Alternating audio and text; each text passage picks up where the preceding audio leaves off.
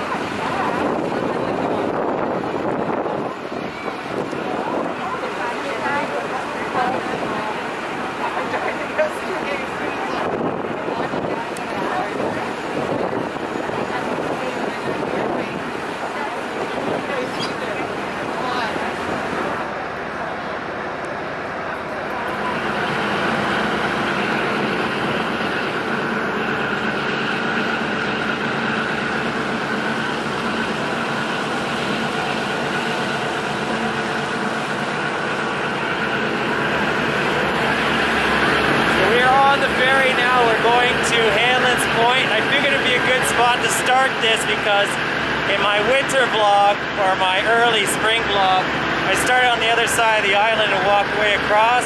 This time we're going to start that side, we're going to work our way to the center of the island. So I'm going to cover some stuff that I didn't do in that particular video before we get to the actual park itself. I do recommend though, if you are planning on actually coming on this ferry and you're not a big fan of crowds like I am, that you take one of these other ferries, because you'll have a lot more breathing room.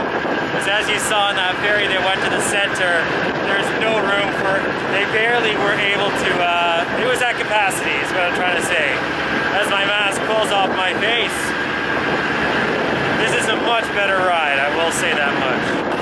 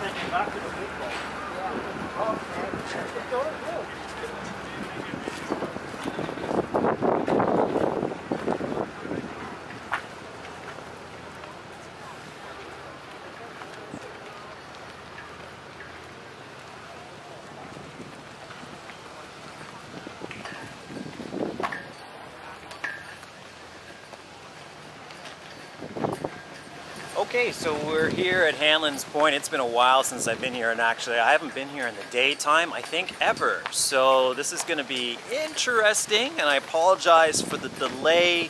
I'm going to put chapter markers in this video, so if you want to get to Centreville action right now, then feel free to skip ahead in the video to the middle portion when I finally get over to there, which is a fair walk. that way. But for now, I'm going to zip up my mouth, and I'm going to put the camera on the steady rig, and we're going to do a little walking tour of this area without me talking through it. I may say things here and there for points of interest, like this brilliant brutalist pavilion that greets you just as you get off of the gate. Lots of wind, I apologize for that too. But yeah, let's have a look here at the west side of Center Island before we hit Centreville.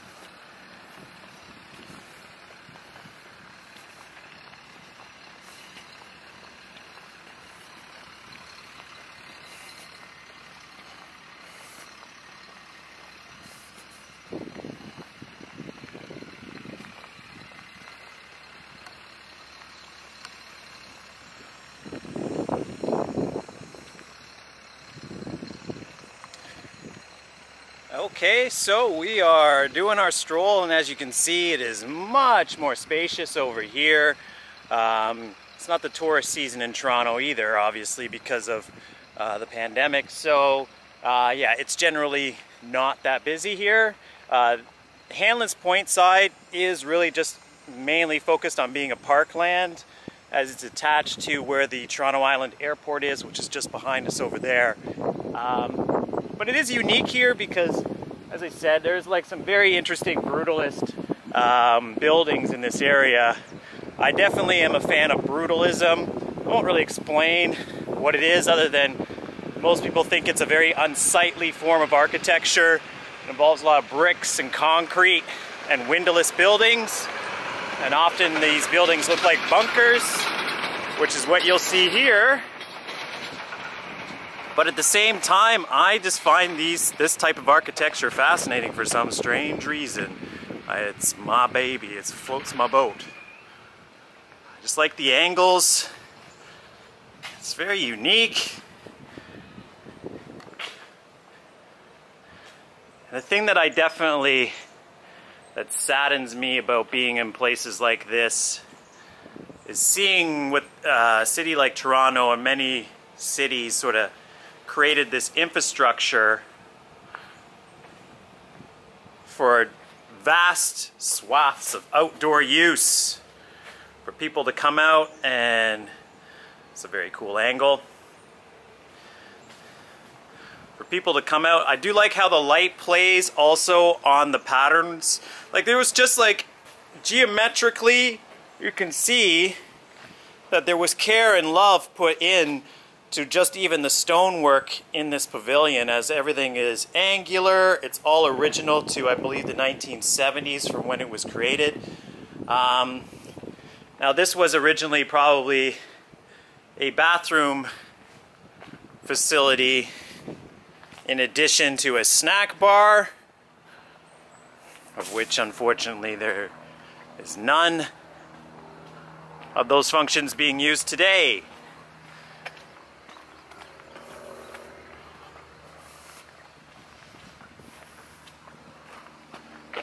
In fact, this area seems men's showers only. So this actually was a bathhouse originally, and it's still a public washroom today. But it's sad that it actually was probably used for bathers for a different time, not too long ago, when this area would have been filled with people actually enjoying a swim in the lake. And then for those of you that know Toronto history, from the 70s to almost the 21st century, swimming in the lake was not a very good idea. In fact, today you can do. It's much better. The condition of the water is much better than it has been in many, many, many years. Check out my Don Valley blog if you want to have a further insight into the history of Lake Ontario, its pollution, and also its regeneration work. I will admit, it would be nice to own one of these vehicles. Actually, I'll correct myself, as I've learned from many people that are smarter than myself. I would like to know someone that owns one of those boats. Therefore, I could go and join them on an excursion out onto the lake. I wouldn't want to own it, however. We're going to take a bit of a pause here on the trek along Wards, as you can see behind me. The lake is, well, the basin for Center Island is right behind us. So much wind, I'm sorry. I didn't bring a windscreen for this thing today. I wish that it wasn't so windy. I'm going to pick up my voice so you can hear me, though. There's a bit of a walk to go ahead, so I'm just going to cut it out here for now and join up at the art park section of the island, which is just a bit straight ahead now. So see you down there in a moment.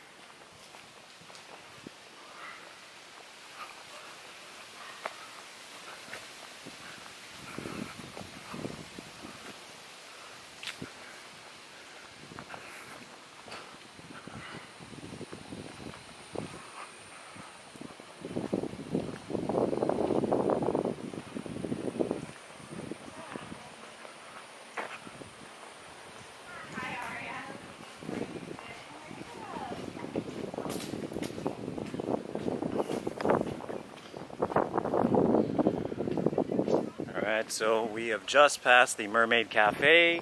That is actually functioning today, which is nice and continually tempts my abstinence from beer, as they are serving beer on a nice patio there in some great shade. And I will say that's probably one of the quieter patios that you can probably get on Toronto Island. As you're going to notice as we get closer to the center, things are going to get busier.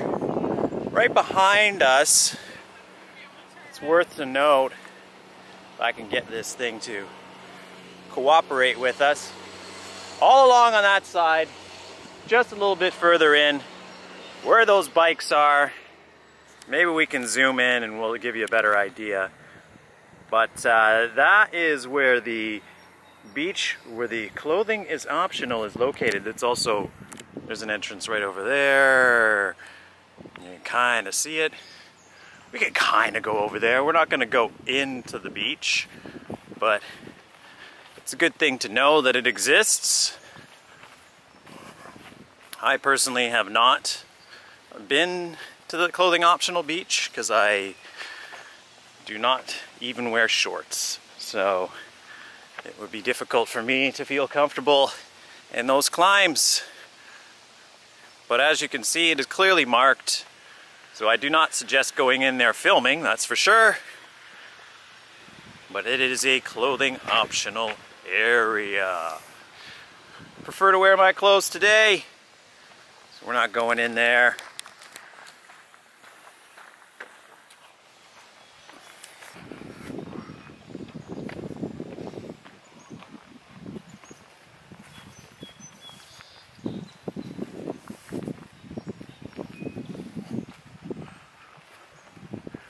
We will see at least one beach today, as the last time that I was here, it was quite cold.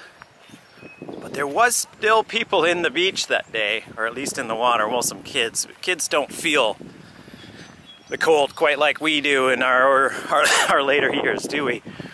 We are getting near the artscape section of the island, where it starts to get a little bit more, you start to see a little bit more infrastructure that's permanent, i.e. the swing set and other things. For those of you that don't know, Toronto Island does have inhabitants that live on the Wards Island side, and because of that, this whole island is basically, try to cover this wind situation. I'm sorry about the wind. Toronto Island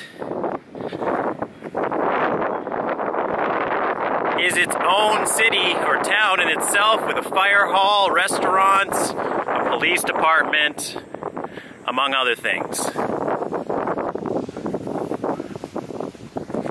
Including its own school, which unfortunately I don't believe runs anymore, but we're about to approach that, which is now being used as a dedicated artist studio.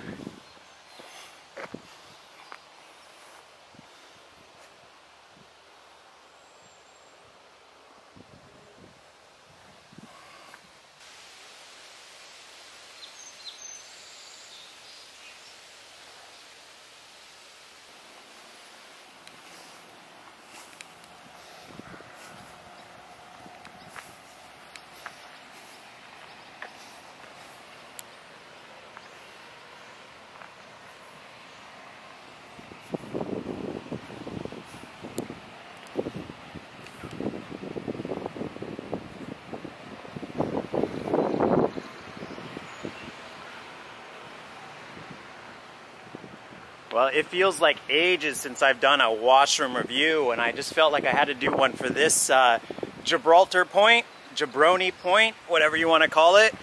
Most of it's under construction currently. The nude beach is just over on that side, and then we got another beach over here. So this change room slash washroom serves two beaches. But fantastic facility, excellent cleanliness. I gotta give this one a 10 out of 10. It's not the newest washroom, but yeah, it's very well maintained and top marks, unlike the people at the gate coming in.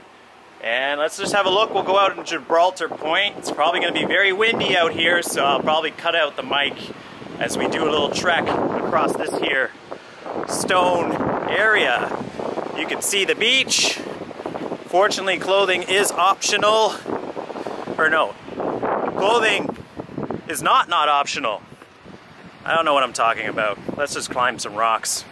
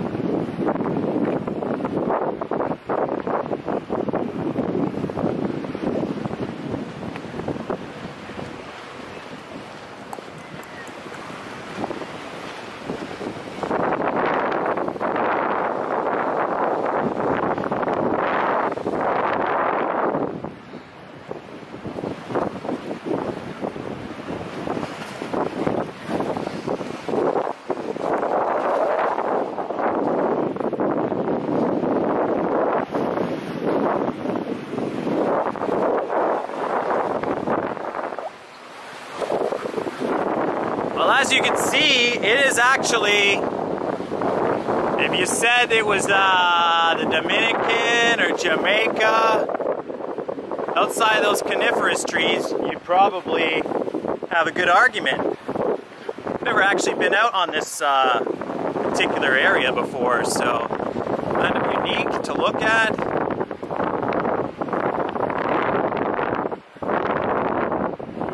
There's Mississauga in the distance as well.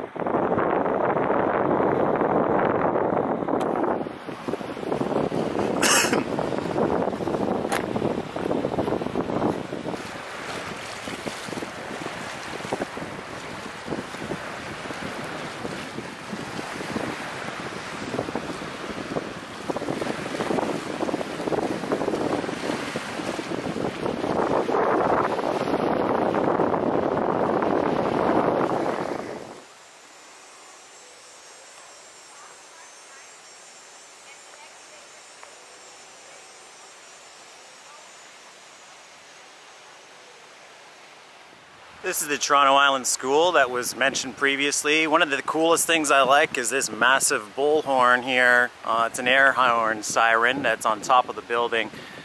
As I believe it was cut out earlier, but I have seen a concert in this building. One of the best that I've seen by a band from New York called A Place to Bury Strangers.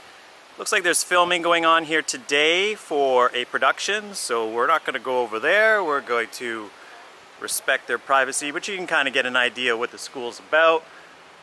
I believe it dates from the 1930s.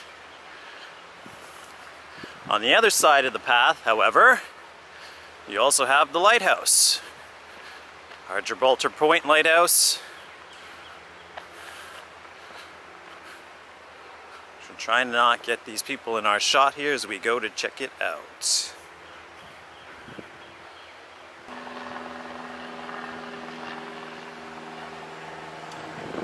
There's a big filming session going on there as well, so we're gonna move on. Maybe I'll come back to that at some point, but we have a busy day. Can't really wait around. We're gonna move on to Centreville as it's not too far. We're gonna hit a garden area, so some landscaped gardens that leads to that section. We've also, for those that are curious, you can see the actual school building here. The classrooms are all very airy and have lots of windows. As I said, this is, or formerly used to be, I believe it still is, a bit of an art colony. As you can see, Toronto Art Crawl. There's some eaves in there, drawing eaves, etc. Definitely still an arts-based facility, which is very cool and very much what Toronto Island is kind of about as far as the community that lives here. It's not much to look at, but behind me we have the water filtration plant and also the water accumulation plant that uses Lake Ontario's water to cool facilities and buildings on the main land or downtown area, which is very cool. Looks like they're expanding this capacity now, as this whole area is under construction. You can kind of see a lot of it there. And then you just build out into a beach, which happens to be on this side. Gibraltar Point Beach is relatively large, as I've already been on one section of it. Trying to see if there's a shortcut.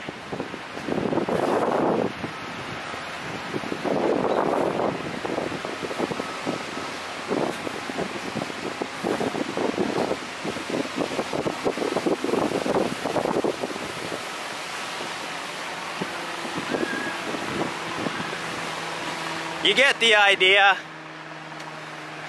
My shoes are not built for the sand here, and there's lots of nice clean sand.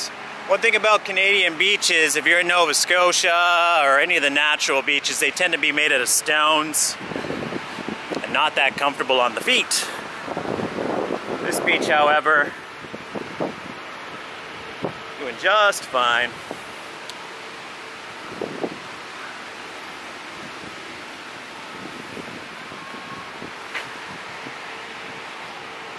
Okay, we're almost at the end of this part of our journey. That's more of the water filtration plant behind me. In fact, it's the original building there. It's a large, vast sort of structure that centers the entire island. We're now getting back close to the center of the island itself, where the pier is, and also Centreville. You won't really notice that many people on their feet on this side as well. I'm like the only crazy person that's decided to walk all the way from Hanlan's over here. We'll just consider it my exercise for the day, right?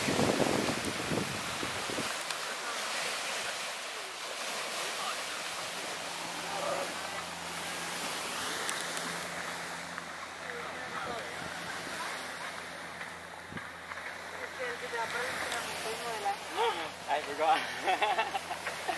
We'll go away before you.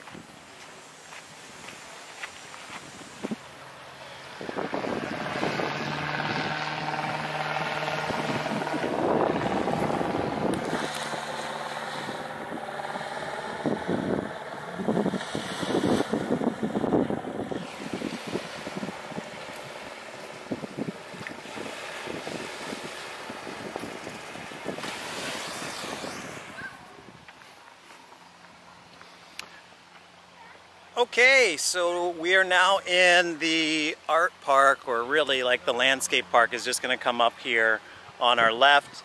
Behind me is the pier, which is relatively busy today. I might end the vlog out there just to conserve power and make sure we got enough juice for the Centreville portion, which is the real reason we're here today. But if you want to see my tour of that area, definitely check out my springtime Centreville off-season vlog, where I cover all of that space. Well, there was nobody there, so I got lots of great coverage of it. Today it's much busier. As I'm already starting to get out of breath, you can tell what it's time for, and that is our park vlog. It's a long time coming, so we're gonna go down here through the park, and then on the other side of it, we will emerge into Centreville. But before we do, this is the landscaped park that I mentioned. So we'll do a slight tour through here before we go down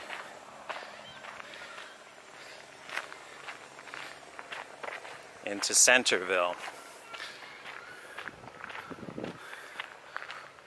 I will admit though, I won't say that the plant life looks the best as it has in recent memory. This is a storybook garden as you encounter these characters while traveling through. Looks like there's some activities going on here today too, so.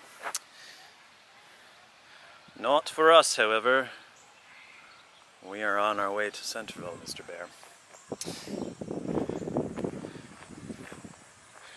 The Franklin Children's Garden, as it is known.